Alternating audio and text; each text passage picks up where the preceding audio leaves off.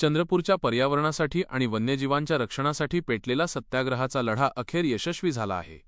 इकोप्रोचे अध्यक्ष बंडू धोत्रे यांनी गेल्या 10 दिवसांपासून सुरू ठेवलेलं अन्नत्याग आंदोलन आज मागे घेण्यात आलंय। जिल्ह्याचे पालकमंत्री डॉक्टर अशोक उईके यांनी आज स्वतः आंदोलनस्थळी भेट दिली। राज्य वन्यजीव मंडळाने लोहाडोंगरी लोहखाणीला दिलेली शिफारस तुर्तास स्थगित करण्यात आली असून ती कायमस्वरूपी रद्द करण्याचं आश्वासन शासनाने दिलं आहे।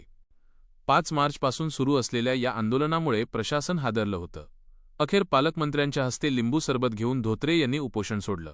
मानव वन्यजीव संघर्षाच्या इतर 16 प्रलंबित मागण्यांबाबतही लवकरच वनमंत्र्यांसोबत महत्त्वाची बैठक होणार आहे। बंडू धोत्रे यांनी अन्नत्यागाचा आज 10वा दिवस आहे।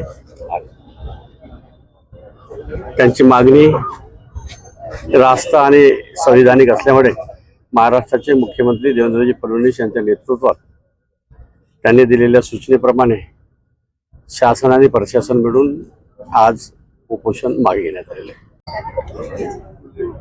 चंद्रपूर जिल्ह्यातील ब्रह्मपुरी तालुक्यात प्रस्तावित लोहारडोंगरी लोहखान प्रकल्पाची वन्यजीव विषयक परवानगी नाकारण्यात यावी या अनुषंगाने आणि सोबतच जिल्ह्यातील वाढता वाघ मानव संघर्ष या निवारण्याच्या जवळपास प्रलंबित 16 मागण्या या सर्व 17 मागण्यांना घेऊन या ठिकाणी अन्नत्याग सत्याग्रह सुरू होतं।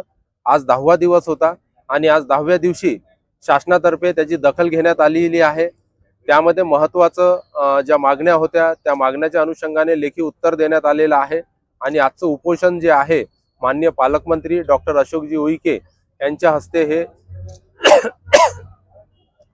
माननीय पालकमंत्री डॉक्टर अशोकजी उईके यांच्या उपस्थित आणि यांच्या हाताने हे उपोषण सोडवण्यात आलेलं आहे। यात महत्त्वाचा